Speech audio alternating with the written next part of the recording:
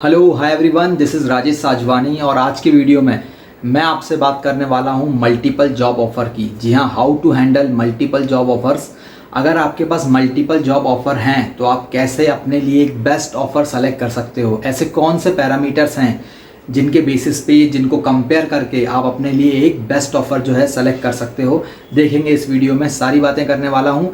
Channel को आपने subscribe नहीं किया है अभी तक तो please subscribe this channel and check out the playlist. आपको आपके काम के वीडियोस इस चैनल पर मिलते रहेंगे और आपके डाउट्स भी क्लियर होते रहेंगे, तो please subscribe. Let's begin the video. तो बात करता हूँ मल्टीपल जॉब ऑफर्स की। तो अगर आपके पास भी मल्टीपल जॉब ऑफर हैं, एक से ज़्यादा कंपनीज के ऑफर हैं और आप उनमें से बेस्ट सेलेक्ट करना चाहते हैं, तो नॉर्मली पीपल क्या करते हैं, अभी यूजुअली लोग क्या करते हैं कि जिसका पैकेज ज़्यादा रहता है, सपोज एक कंपनी आपको 22 लाख दे रही है, दूसरी 25 लाख दे रही है, तो नॉर्मली जो सिलेक्शन का बेसिस रहेगा वो ये पैकेज रहेगा कि यार 25 लाख वाला अच्छा है क्योंकि वो आपको थोड़ा ज़्यादा पैसा दे रहा है। बट ये एक सही तरीका नहीं होता है। तो ये सैलरी पैकेज के पैरामीटर से ही स्टार्ट करता हूँ कि आपको जो है सैलरी में क्या कंपेयर करना चाहिए। अगर आप सैलरी को ही फर्स्ट पैरामीटर माने तो 22 लाख का पैकेज है और 25 लाख का पैकेज है, तो ये 25 लाख का पैकेज आपको ज़्यादा दिख रहा है ओवरऑल जो है पैकेज है। बट इसमें क्या है, आपको सैलरी स्ट्रक्चर कंपेयर करना है, सैलरी के कंपोनेंट्स कंपेयर करना है कि वो 22 लाख कैसे बना और ये 25 लाख कैसे बना। तो इसमें कितना आपको वेरिएबल दिया है, कितना आपको फिक्स्ड अमाउंट दिया है, कितना आपका बोनस है, आपका पीएफ कितना है, 12% आई थिंक के अराउंड पीएफ जो है कटता है, तो आपका पीएफ इन्होंने कितना दिया है, आपकी ग्रेच्युटी क्या है। तो जो भी आपके सीटीसी का पार्ट है वो आपको चेक करना है कि उसमें फिक्स्ड कितना ज़्यादा है दोनों पैकेजेस में और वेरिएबल कितना ज़्यादा है, या जो बोनस वगैरह वाली चीज़ें हैं वो कितनी है। तो जब आप इन्हें कंपेयर करेंगे तो आपको समझ में आ जाएगा कि कौन सा पैकेज आपके लिए बेस्ट है। तो आप एचआर से जो है रिक्वेस्ट करके रिवाइज्ड ऑफर भी बुलवा सकते हैं। बट ये रिवाइज्ड ऑफर के लिए आप जो है पूरे कंपोनेंट्स चेंज नहीं करवा सकते। उनके कुछ फिक्स्ड कंपोनेंट्स होते हैं जो वो चेंज नहीं करेंगे। बट जो चेंजेबल चीज़ है, लाइक वेरिएबल चेंजेबल चीज़ है, या अगर पीएफ में अगर वो जो है थोड़ा कम परसेंट दे रहे हैं, जैसे अभी रिसेंट मेरे फ्रेंड को जो है जितना उसने मांगा उतना पैकेज दिया, बट जहाँ पे पीएफ जो है उसका 8,000 से 10,000 पर मंथ कटना था, वहाँ उसका पीएफ ओनली 2500 रुपये कट रहा है। तो यहाँ पे उसको जो है अपने पीएफ का लॉस हुआ। जो पीएफ का अमाउंट उसके पास सेव हो सकता था, यहाँ पे वो जो है लॉस कर रहा है उसका। और बाकी इन हैंड सैलरी उसकी बड़ी है, तो जो उनको शो करना था कि देखो एंड ऑफ द सैलरी आपको इतनी ज़्यादा मिलेगी, तो इन हैंड सैलरी बड़ी है, तो उसने भी यही देखा कि ओके 25 लाख ज़्यादा मिल रहा है। बट ये कैसे बना है, इन हैंड सैलरी कैसे बढ़ी है, कहाँ आपको कॉम्प्रोमाइज़ करना पड़ा है, वो जो है लोग चेक नहीं करते हैं। तो ये सारी चीज़ें आप स्ट्रक्चर अगर चेक कर लेंगे सैलरी का, तो आपको जो है क्लियरली समझ में आ जाएगा कहाँ आपको चेंजेस करवाना है, कहाँ नहीं। बात करूँ सेकंड पैरामीटर की, तो सेकंड पैरामीटर है ब्रांड। जी हाँ, आपके पास मल्टीपल ऑफर्स हैं तो वहाँ पे ब्रांड भी जो है मैटर करता है। कभी कभी डिपेंड करता है कि आपका लेवल क्या है, आप फ्रेशर हैं, मिड सीनियर हैं, या आप जो है सीनियर लेवल पर हैं, आपका 10 साल से ऊपर का एक्सपीरियंस है।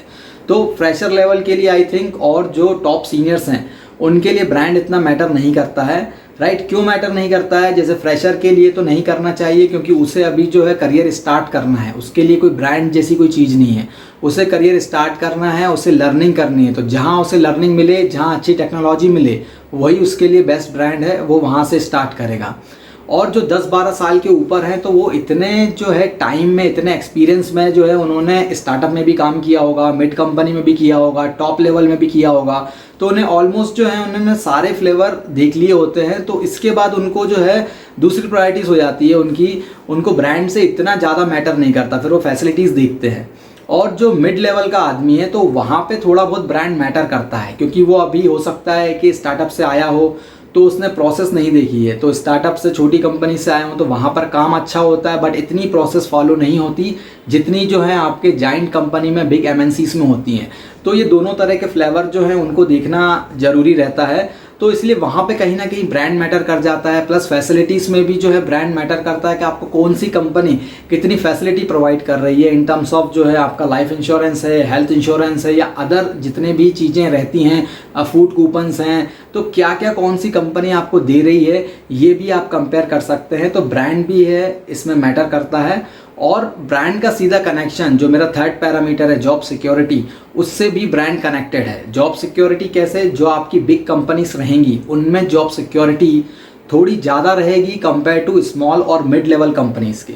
कैसे, अगर आपने जो है 25 लाख पे या जितने पे भी आप मांग रहे हो हाई पैकेज पे, आपके जो है एक्सपीरियंस का 5 टाइम्स, आपका 5 साल का एक्सपीरियंस है, तो आपने 25 लाख के पैकेज पे कोई एक कंपनी ज्वाइन की, सर्विस बेस्ड कंपनी, तो उन्होंने आपको ये पैकेज दे तो दिया। क्यों दिया उन्होंने ये पैकेज आपको? उनके पास एक प्रीमियम क्लाइंट था और वो उनको जो है पैसा देने को तैयार था, राइट। तो उन्होंने आपको हायर किया, वो प्रीमियम क्लाइंट पे आप गए, वहाँ आप काम कर रहे हो, आपकी पेरेंट कंपनी को पैसा आ रहा है। बट अगर वो प्रीमियम क्लाइंट का जो है प्रोडक्ट बंद हो जाता है, प्रोजेक्ट में कुछ प्रॉब्लम आ जाती है, आपका असाइनमेंट जो है कैंसिल हो जाता है, राइट। इसके बाद क्या होगा, आप आ जाओगे बेंच पर। तो जो आपकी पेरेंट कंपनी है वो इतनी कैपेबल होनी चाहिए, इतनी स्ट्रांग होनी चाहिए कि वो आपको जो है उस पैकेज से बेंच पर रख सके एटलीस्ट 40-50 दिन, 2 महीने कम से कम वो आपको बेंच पर रख सके, या आपके लिए जो है अदर प्रीमियम क्लाइंट सर्च कर सके। उसके पास इतने अच्छे क्लाइंट्स होने चाहिए, क्योंकि जो इंटरनल प्रोजेक्ट रहेगा, इंटरनल प्रोजेक्ट के लिए तो वो आपको इतने 5-6 टाइम पैसे देंगे नहीं। इंटरनल प्रोजेक्ट में इतना उनका बजट नहीं होता नॉर्मली। तो ये बजट क्या होता है, क्लाइंट साइड का ही बजट होता है। जो क्लाइंट है यार वही उन्हें ज़्यादा पैसे देता है, तो वो आपको भी जो है ज़्यादा पैसे दे के हायर कर लेते हैं। तो अगर वो कंपनी इतनी कैपेबल नहीं है, आपको वो रख नहीं पा रही है बेंच पे, या आपके लिए दूसरा प्रीमियम क्लाइंट सर्च नहीं कर पा रही है आपके बजट के अकॉर्डिंग, तो यहाँ पर क्या होगा, यहाँ पर आपको जो है हो सकता है कि रिज़ाइन मारना पड़े या आपको बाहर सर्च करना पड़े, क्योंकि कंपनी जो है 40 या 45 डेज़ के बाद बोल सकती है कि आपको प्रोजेक्ट नहीं मिल रहा है, अब आप जो है रिज़ाइन मार लो, या आप जो है अपने लिए कुछ दूसरी अपॉर्चुनिटी सर्च करो आउटसाइड। यहाँ पे ये सारी प्रॉब्लम्स जो है आपको फेस करनी पड़ सकती हैं। इसीलिए जो है ये ब्रांड का और जो है जॉब सिक्योरिटी का भी कनेक्शन होता है। तो इस चैनल पर ऑलरेडी 2 वीडियो हैं सिमिलर टॉपिक से रिलेटेड, जो साइलेंट ले ऑफ आप देख रहे हैं, और सेकंड है what you can do if HR ask you to resign. तो ये दोनों जो है इन्हीं टॉपिक से कनेक्टेड हैं, ब्रांड से, जॉब सिक्योरिटी से। आप ये वीडियो चेक कर सकते हैं, इनका लिंक आपको ऊपर आई बटन पर भी मिल जाएगा और डिस्क्रिप्शन बॉक्स में भी मैं प्रोवाइड कर दूंगा। इसके बाद आता है 4th पॉइंट, वो है ग्रोथ। तो आपको जो है जब आप ऑफर सेलेक्ट करते हो अपने लिए बेस्ट, तो आपको ग्रोथ भी देखना पड़ेगा कि किस कंपनी में मेरी ग्रोथ कितनी होगी, कौन सी कंपनी मुझे अच्छी ग्रोथ प्रोवाइड करेगी। तो यहाँ पर सिंपल सा फॉर्मूला है कि भाई हाई ग्रोथ हाई रिस्क। तो आपका जो है हाई रिस्क है तो हाई ग्रोथ होगी, और लो रिस्क है तो लो ग्रोथ होगी। तो जो है स्मॉल लेवल कंपनीज हैं, मिड लेवल कंपनीज है, वहाँ आप जो है ग्रोथ थोड़ी ज़्यादा देखोगे, एक्सपोनेंशियल ग्रोथ देखोगे स्मॉल कंपनीज में। तो मिड में आपको जो है मॉडरेट ग्रोथ मिलेगी, और जो बिग कंपनीज हैं, जाइंट हैं, MNCs हैं, उसमें आपकी जो है एक सिमिलर पेस पे ग्रोथ चलती रहेगी, जैसे नॉर्मल चलती है। हाँ भाई, थोड़ा बहुत हाइक मिल गया, या जो आपने काम किया 2-4 अच्छे मेल आ गए, अप्रिसिएशन मेल हो गया, बस ये ऐसे ही आपकी थोड़ी बहुत ग्रोथ चलती रहेगी, थोड़ा बहुत प्रमोशन हो गया कहीं। बट जो एक्सपोनेंशियल ग्रोथ आप देखना चाहते हैं, तो उसके लिए आपको जो है मिड लेवल या स्मॉल लेवल कंपनीज में जाना पड़ेगा। बट वहाँ पे अगेन जॉब सिक्योरिटी वाला इशू है, क्योंकि हाई रिस्क हाई ग्रोथ, तो वहाँ आप रिस्क ज़्यादा ले रहे हो। रिस्क ऐसे ले रहे हो कि मैंने आपको सर्विस बेस्ड का एग्जाम्पल बताया कि अगर उनके पास बेंच नहीं है, सेम अगर प्रोडक्ट बेस्ड कंपनी की बात कर रहे हो, तो जो प्रोडक्ट बेस्ड कंपनीज हैं, तो प्रोडक्ट बेस्ड कंपनी में तो बेंच वाला कोई कॉन्सेप्ट होता नहीं है। अगर वो स्मॉल प्रोडक्ट बेस है तो भी, और अगर बिग प्रोडक्ट बेस है तो भी, वो स्पेशल जो है आपको स्पेसिफिक प्रोजेक्ट के लिए लेते हैं। वहाँ पे ऐसा बेंच सिस्टम नहीं होता, पूलिंग सिस्टम नहीं होता। तो ये ग्रोथ के अकॉर्डिंग भी जो है आपको कंपनी सेलेक्ट करना चाहिए। तो अगर मिड लेवल स्मॉल लेवल में अगर आप जाते हैं, तो वहाँ पे क्या होगा, विजिबिलिटी रहती है, आपकी डायरेक्ट अप्रोच रहती है टॉप मैनेजमेंट से, क्योंकि लोग कम रहते हैं, इतनी लेयर्स नहीं रहती बीच में, राइट। यहाँ पे तो क्या आप हो, आपके ऊपर सीनियर है, सीनियर के ऊपर लीड है, लीड के ऊपर जो है मैनेजर है, फिर आर्किटेक्ट है, फिर और भी बहुत सारे ना, BU हेड है, डायरेक्टर है, तो बहुत सारी लेयर्स रहती हैं। तो जो आपने काम किया वो वहाँ तक पहुँचते पहुँचते तो आपका नाम ही वहाँ से गायब हो जाता है। तो इसीलिए जो है ये एक्सपोनेंशियल ग्रोथ वहाँ पर आपको नहीं दिखती। बट जो मॉडरेट हैं, स्मॉल कंपनीज हैं, मिड हैं, वहाँ पे आपको दिख जाती है। लोग कम रहते हैं, अप्रोचेबल रहता है मैनेजमेंट, विजिबिलिटी आपको ज़्यादा दिखती है।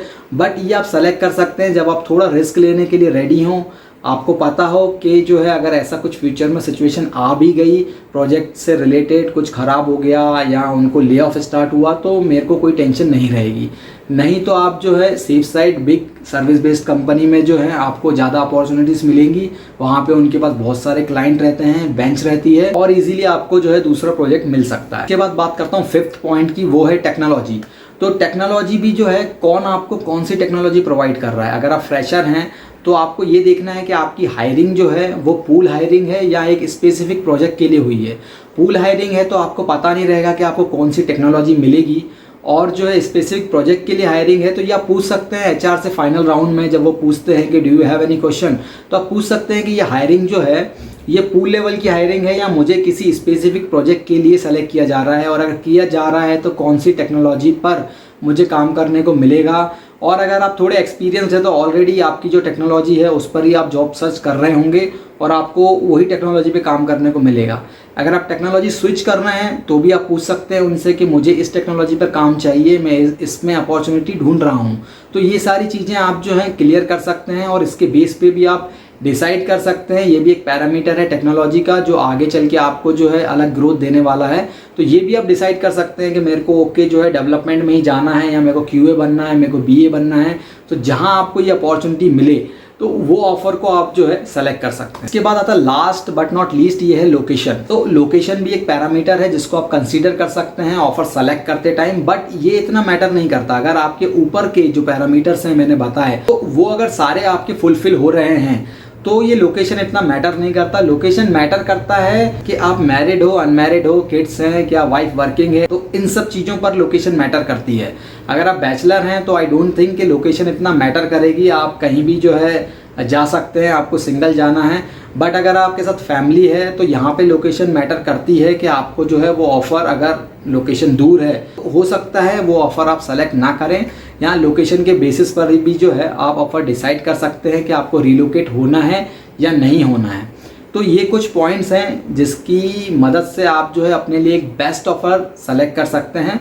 और ऑफ़र को कंपेयर जो है आप एप्पल टू एप्पल कीजिए, एप्पल टू ऑरेंज मत कीजिए। मतलब अगर आपके पास सर्विस बेस्ड और प्रोडक्ट बेस्ड का ऑफ़र है तो वो दोनों का कंपेरिजन नहीं होगा। वो दोनों जो हैं अलग है, एक एप्पल है एक ऑरेंज है, राइट। उनके स्ट्रक्चर में ही काफ़ी डिफरेंस रहता है, राइट। प्रोडक्ट बेस अगर कोई फैंग लेवल की कंपनीज है या कोई सर्विस लेवल की टॉप कंपनीज है तो उनके पैकेजेस में ही काफ़ी डिफरेंस रहेगा, राइट। अगर कोई मिड लेवल भी प्रोडक्ट बेस है वहाँ भी आपको पैकेज में काफ़ी डिफरेंस दिखेगा। उनके कंपोनेंट्स अलग होते हैं, वो फिक्स्ड अमाउंट ज़्यादा प्रोवाइड कर देंगे आपको, हो सकता है शेयर्स दे दें तो वेरिएबल्स कंपोनेंट ज़्यादा रखें, तो यहाँ पे जो है डिफरेंस हो सकता है। तो आप जो है एप्पल टू एप्पल कंपेयर कीजिए और ये सारे पैरामीटर अगर आप कंपेयर करेंगे तो डेफिनेटली आप अपने लिए एक सुटेबल ऑफर सेलेक्ट कर सकते हैं। तो ये था एक छोटा सा वीडियो। अगर आपको इन्फॉर्मेशन अच्छी लगी हो तो प्लीज़ आप इसको जो है शेयर कीजिए अपने फ्रेंड्स के साथ, लाइक कीजिए वीडियो को और चैनल को सब्सक्राइब कीजिए। Thank you for watching, bye bye, जय हिंद।